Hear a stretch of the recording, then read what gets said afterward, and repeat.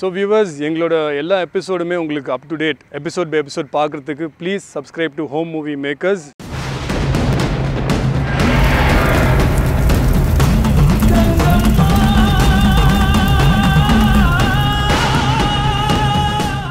சௌமியா, அடுத்த தாயத்து வர்ற வரைக்கும் கிருஷ்ணனோட உயிர் உன்னோட விரதத்திலையும் நீ செய்யற பூஜையிலையும் தான் இருக்கு.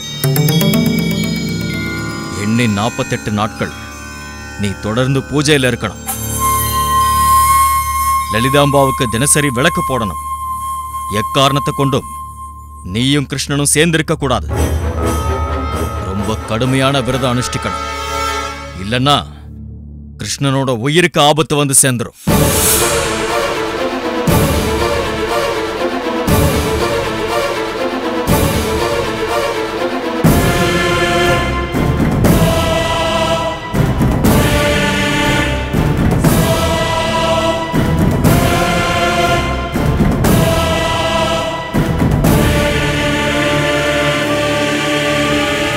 கிருஷ்ணா, நீதான் ரொம்ப ஜாக்கிரதையா இருக்கணும். தாயத்து தொலைஞ்சது அது ஒரு சாதாரண சம்பவம் இல்லை. என்னையே ரொம்ப பயமுறுத்தின விஷயம் அது. கண்டிப்பா கவனமா இருக்கிறேங்க நம்புது. நாராயணா, அதை எடு.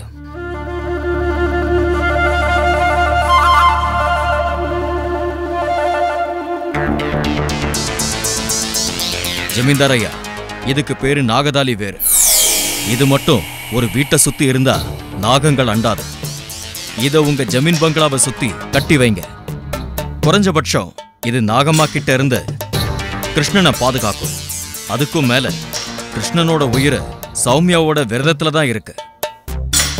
இந்தாங்க.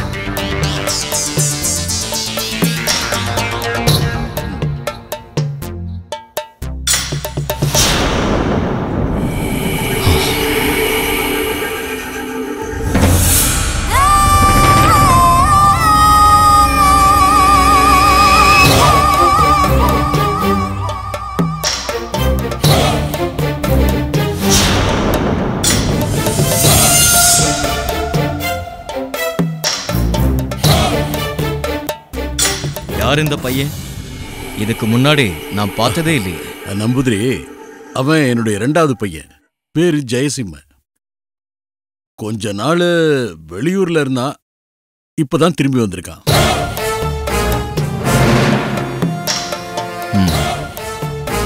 வணக்கம் சுவாமி.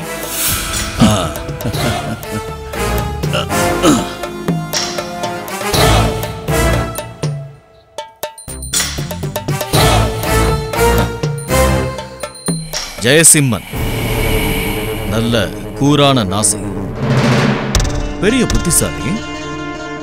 நினைச்சத நடத்தி காட்டுவீங்க. உன்னை பகைச்சுக்கிட்டவங்களுக்கு சர்வநாசம் நிச்சயம். நான் வரேன்.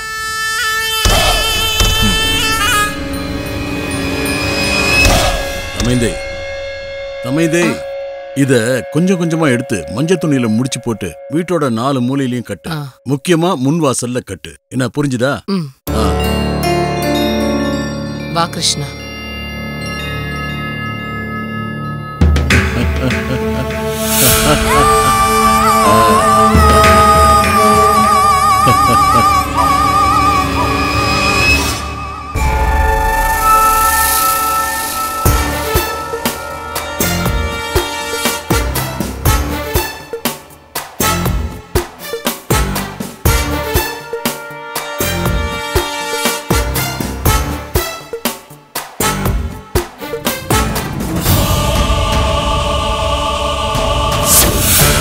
திருடுறதுக்கும் நம்பிக்கை துரோகம் பண்றதுக்கும் ஆள் மாறாட்டம் பண்றதுக்கும் இந்த வீரசிங்கபுரத்துல என்ன தண்டனைன்னு தெரியுமா உனக்கு?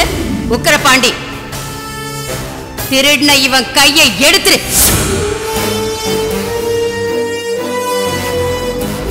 இந்த நன்றி கெட்டவனை ஊருக்கு வெளியில கொண்டு போய் ஊரு தெரியாம அழிச்சிடு.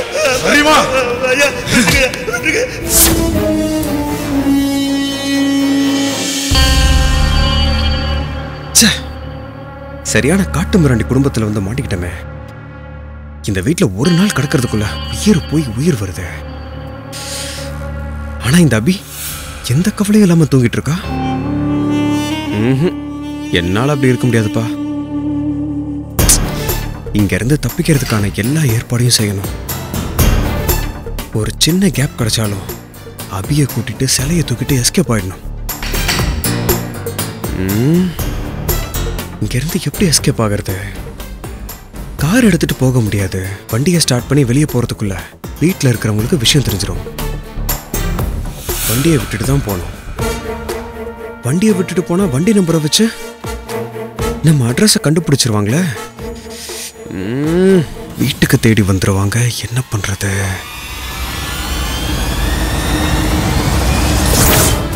ஹலோ, நீங்கள் கேடினா நான் கில்லாடி, நீங்கள் கேடி பில்லானா நான் கில்லாடி ரங்கா. நான் இப்போ என்ன பண்ண போகிறேன்னு மட்டும் பாருங்க.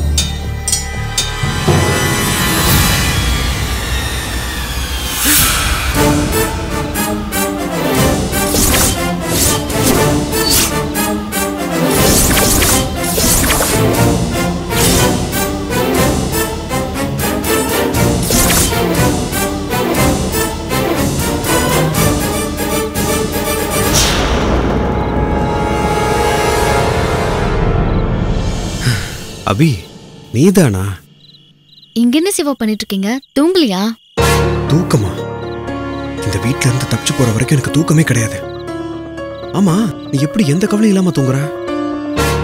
உனக்கு வர வர உயிர் பயமே இல்லாம போயிருச்சு அபி. நான் இன்னைக்கு கவலைப்படுறது இல்லைன்னு முடிவு பண்ணிட்டேன் சிவா. தலைக்கு மேல வெள்ளம் போனதுனால ஜான் போனா என்ன, முழம் போனா என்ன? ஐயோ அபி, அப்படிலாம் மனசு விட்டுறாத. நீ சரின்னு சொன்னா இப்ப கூட இந்த வீட்ல இருந்து தப்பிச்சு போயிடலாம். சாமுண்டி சிலை வெளியே தான் இருக்கு. அதை நம்ம எடுத்துட்டு சத்தமே இல்லாம செவ்வரேறி குதிச்சு அப்படியே போயிடலாம். அவங்களால நம்மளை கண்டுபிடிக்கவே முடியாது. இங்க பாரு, அதுக்காக தான் கார் நம்பர்லாம் மாத்திட்டேன். ப்ளீஸ் சொல்ல அபி, சொல்ல அபி. சிலையை எடுத்துட்டு வந்துடவா? கைய விடுங்க சிவா. ஒரு தெய்வத்தோட சிலைய எப்படி சிவா திருட முடியும்? நம்ம கடவுளை நம்பி கும்பிடுற சிலைய திருடிட்டு போறது தப்பு இல்லையா? அது கல் இல்ல சிவா, தெய்வம். தெய்வத்தை திருடுறது தெய்வ குத்தமாயிடாதா? ஃபர்ஸ்ட் ஆஃப் ஆல் அந்த சிலை உங்க ஊரோட சிலை. அது உங்களுக்கு சொந்தமானது. அதை எடுத்துட்டு போறதுன்னா திருடிட்டு போறது இல்ல. இன்னொரு விஷயம், நம்ம அதை ஏற்கனவே எடுத்துட்டு போகணும்னு முடிவு பண்ணிருக்கோம். அப்ப நீயும் கூட தானே வந்த? அப்ப ஏதோ சாகசமா நினைச்சு செஞ்சுட்டேன் சிவா. ஆனா ஒவ்வொரு நாள் உட்கார்ந்து பூஜை பண்ணும் போதும் அந்த செல்ல ஒரு சக்தி இருக்கிறது என்னால உணர முடியுது. அந்த சக்தி என் மனசுல பாயுது. அப்படி எடுத்துட்டு போறது தப்புன்னு இப்ப என் மனசு சொல்லுது சிவா. அப்ப அந்த சிலை உனக்கு வேணாமா? சிலை எடுத்துட்டு போறத மறந்துடுன்னு சொல்றியா? இல்ல சிவா, நான் நிச்சயமா அந்த சிலையோட தான் இங்கிருந்து போவேன். அப்படி சிலை எடுத்துட்டு போக கூடாதுன்னு சொல்றேன். அப்ப அவங்களே நம்ம கிட்ட கொடுத்து வழி அனுப்புவாங்கன்னு நினைச்சியா? ஆமா சிவா, அவங்க கிட்ட பேசி அவங்களுக்கு புரிய வச்சு சிலைய வாங்கிட்டு போக முடியும்னு நம்புறேன். சபாஷ், ரொம்ப நல்ல கதையா இருக்கு அவி. நீ சொல்றது புளிக்கண்ல மிளகாத்தூளை தூவி அதை தூங்க வச்சுட்டு பக்குவமா புளிப்பால கறந்துட்டு போலான்னு சொல்ற மாதிரி இருக்கு. பெத்த பொண்ணையே கொள்ற காட்டு மராண்டி கூட்டம் இது. இங்க ஒவ்வொரு தப்புக்கும் தண்டனை எல்லாம் கேட்டுட்டு தானே இருக்க. கையை விட்டுறது, காலை விட்டுறது, ஒரு தெரியாம ஆக்குறதுன்னு இருக்கு. நம்மளையும் ஒரு தெரியாம அழிச்சு புதைச்சிருவாங்க. ஞாபகம் வச்சுக்கோ. அப்படிலாம் ஆகாதே சிவா, நீங்க பயப்படாதீங்க. எப்போ சாமுண்டி என் கையால தொட்டு தூக்கி பூஜை பண்ணணும் அப்பவே எனக்கு நம்பிக்கை வந்துருச்சு. நிச்சயமா சாமுண்டி என் கூட ஊருக்கு வருவா. நீங்க பயப்படாம என் கூட இருங்க. மத்ததெல்லாம் நான் பாத்துக்கிறேன். என் கூட வாங்க. அம்மா, வீரசிங்கபுரத்திலே உன் பையன் வாழ்க்கை முடிய போதுமா? முடிஞ்சா சீக்கிரம் ஒரு 8 வந்து பார்த்துட்டு போமா. வாங்க சிவா, வாங்க.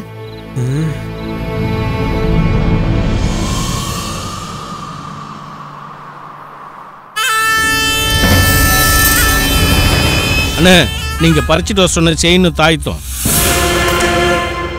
இந்தாங்க.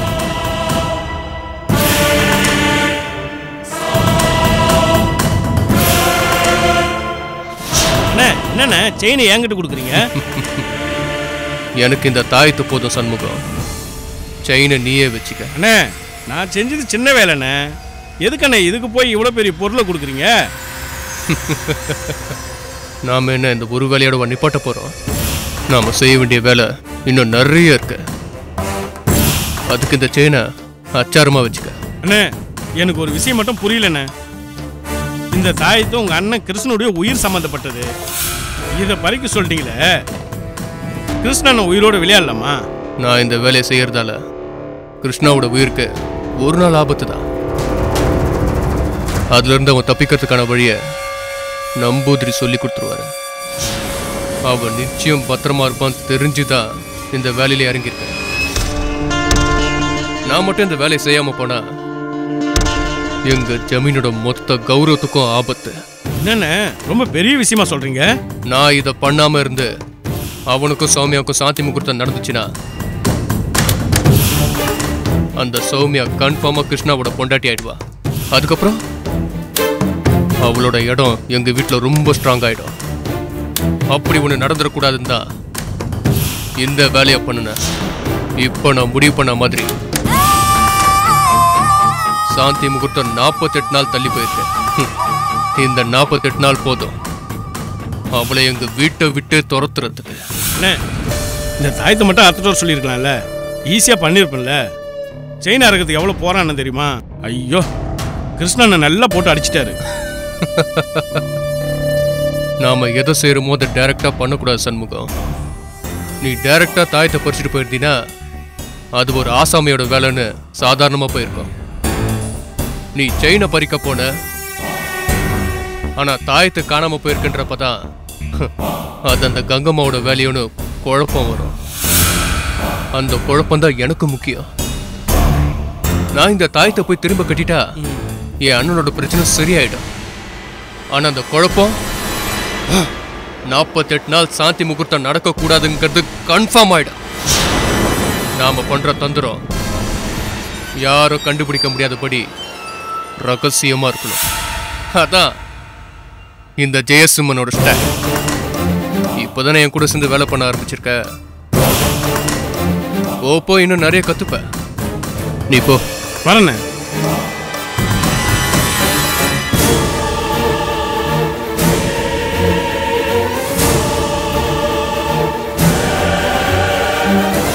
இதுதான் உங்க வாழ்க்கையோட முக்கிய லட்சியம்னா இவன் உயிரை பலி கொடுத்தாலும் உங்க லட்சியத்தை நான் நிறைவேற்றிருக்கேன்.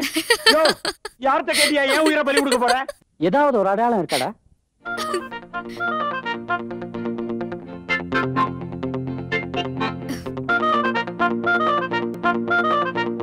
இது 3 வயசுல எடுத்த போட்டோ.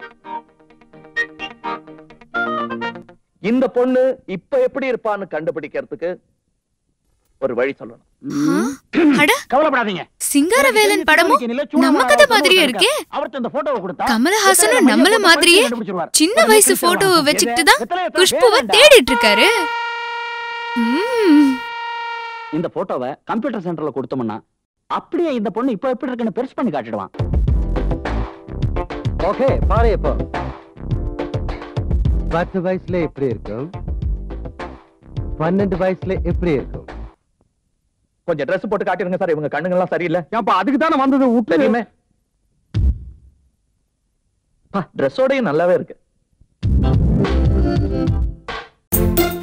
ஓ, இப்படியும் ஒரு வழி இருக்கா? அந்த கம்ப்யூட்டர் பெட்டியை வச்சு இப்படியெல்லாம் கூட பண்ணலாமா? சின்ன வயசு போட்டோவை கொடுத்து பெரிய வயசு போட்டோவை கொண்டு வந்துடலாமா? இந்த விஷயம் இத்தனை நாளா தெரியாம போச்சே. நான் தான் படிக்காதவ, இத பத்திலாம் தெரியாது. நம்ம அப்பாவுக்கு கூட இந்த விஷயம்லாம் தெரியாம போயிடுச்சே. ஏன் அவர் சொல்லல? வரட்டும், அவர்கிட்டயே கேக்குறேன்.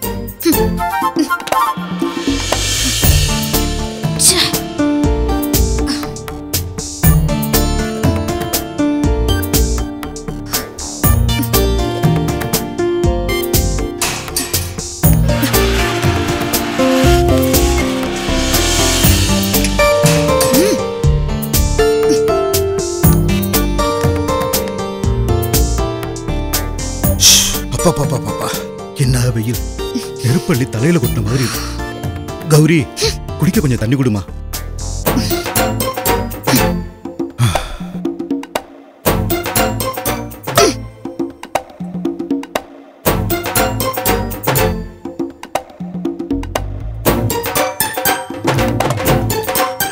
என்னம்மா கோவமா இருக்க? நான் உங்க கூட டூ. என்னாச்சு உனக்கு? எதுக்கு அப்பா கூட டூ போடுற? நம்ம எதுக்குப்பா இங்க வந்திருக்கோம்? என் மாமாவை தேடத்தானே வந்திருக்கோம். அந்த வேலையை கொஞ்சமாவது செஞ்சீங்களா? நீங்க பாட்டுக்கு போறீங்க, சாயங்காலமா தான் வரீங்க. என் மாமாவை மட்டும் கண்டே புடிச்சு தர மாட்டேங்கிறீங்க. நான் என்னமா செய்ய முடியும்? என் தங்கச்சி இருந்த பழைய வீட்டுல இப்ப இல்ல. ரொம்ப வருஷம் ஆயிருச்சா. எங்களுக்கு இடையில தெரிஞ்சவங்களும் யாரும் இல்ல. யாராவது சொல்ற தகவலை வச்சு எங்கேயாவது போய் நானும் விசாரிச்சுக்கிட்டு தான் இருக்கேன். உருப்படியா கையில ஒண்ணும் இல்லாம எப்படிமா தேட முடியும்? அதான் மாமா போட்டோ நம்ம கிட்ட இருக்குல்லப்பா, அத காமிச்சு தெரு தெருவா போய் விசாரிக்கலாம்ப்பா. அட கழுத கழுத. இதுக்குதான் 4 எழுத்து படிச்சிருக்கணுங்கிறது. உன்கிட்ட இருக்குது உன் மாமனோட 8 வயசு போட்டோமா. இன்னைக்கு உன் மாமனுக்கு 28, 29 வயசு இருக்கும். அந்த போட்டோ வச்சு எப்படிமா போய் தேட முடியும்? அப்பா, இப்பெல்லாம் சின்ன வயசு போட்டோ இருந்தா அத கம்ப்யூட்டர் பெட்டியில வச்சு பெரிய வயசு போட்டோவா மாத்திருவாங்கப்பா. அப்படியா? சிங்காரவேலன் படத்துல கமல்ஹாசன் மாத்திருக்காரு. நீங்க வேணா பாக்குறீங்களா? பாருங்க. ஏம்மா, சினிமாவுல ஏதாவது பண்ணுவாங்கம்மா, அதெல்லாம் வாழ்க்கையில நடக்குமா? என்னம்மா அப்படி பைத்தியக்கார பிள்ளையா இருக்கியே? அப்பா, நடக்கும்பா. நடக்காமலாம் சினிமால அந்த மாதிரி காட்ட மாட்டாங்க. கம்ப்யூட்டர்ல என்கிட்ட இருக்கிற போட்டோவை கொடுத்தா இப்ப இருக்கிற மாமா போட்டோ கிடைச்சிடும். உங்க ஃப்ரெண்ட் ஒருத்தர் போலீஸ் ஆபீசரா இருக்காருன்னு சொன்னீங்களப்பா, அவர்கிட்ட கேளுங்க ப்ளீஸ் பா. எங்க அப்பா இல்ல, எங்க செல்ல அப்பா இல்ல. அவன்கிட்ட போய் எப்படிமா இதெல்லாம் கேட்க முடியும்? அவன் நம்மளை பார்த்து சிரிக்க மாட்டானா? முதல்ல நீ போய் சாப்பாடு எடுத்து வை, சாப்பிடுவோம். எனக்கு சாப்பாடும் வேண்டாம், ஒண்ணு வேண்டாம். என்ன இந்த போலீஸ் மாமா கிட்ட கூட்டிட்டு போலனா நான் சாப்பிட மாட்டேன். அம்மா, இதெல்லாம் நடக்காதுங்கறதுக்காக தான் சொல்றேன், புரிஞ்சுக்கமா. எனக்கு நடக்கும்னு தோணுதுப்பா. நான் கோயிலுக்கு போயிட்டு வந்து உட்கார்ந்து இந்த படத்தை பாக்குறேன், இந்த சீன் வருது. எதுக்கு வருது? சாமி என்கிட்ட எதையோ சொல்லணும்னு நினைக்கிறாருப்பா. நீ ஒண்ணு நினைச்சிட்டா அது நடக்கிற வரைக்கும் ஓய மாட்டியே. ஒன்னு அவங்கிட்ட கூட்டிட்டு போறேன், நீயே நேரா வந்து கேட்டுக்க. கண்டிப்பா அவங்கிட்ட கூட்டிட்டு போறேம்மா. இப்ப போய் சாப்பாடு எடுத்து வை. ஐயா, எங்க அப்பா கூட்டிட்டு போறேன்னு சொல்லிட்டாரு. நான் சீக்கிரமே மாமாவை கண்டுபிடிக்க போறேன். ஐயா, ஜாலி ஜாலி ஜாலி. இருங்க, நான் சாப்பாடு எடுத்துட்டு வரேன்.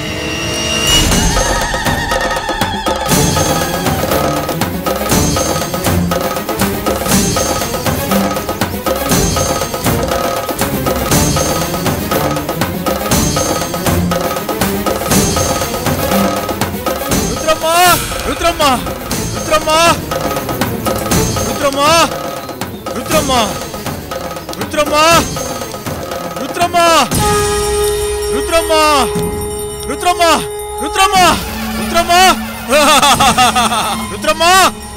உப்பிட்ட பாண்டம் உடைந்து கருக்கொள்ளு முன்னே அப்பிட்ட வேணியனுக்கு ஆட்படுவது எக்காலம். சேவை புரிந்து சிவரூப காட்சி கண்டு பாவஜனை கழித்து பயனடைவது எக்காலம். காண்டத்தை வாங்கி கருமேகம் மீண்டது போல் பாண்டத்தை நீக்கி வரமடைவது எக்காலம். சோற்று துருத்தி தரை சுமந்தலைந்து வாடாமல் ஊத்தை சடம் போட்டு உனையடைவது எக்காலம். ருத்ரம்மா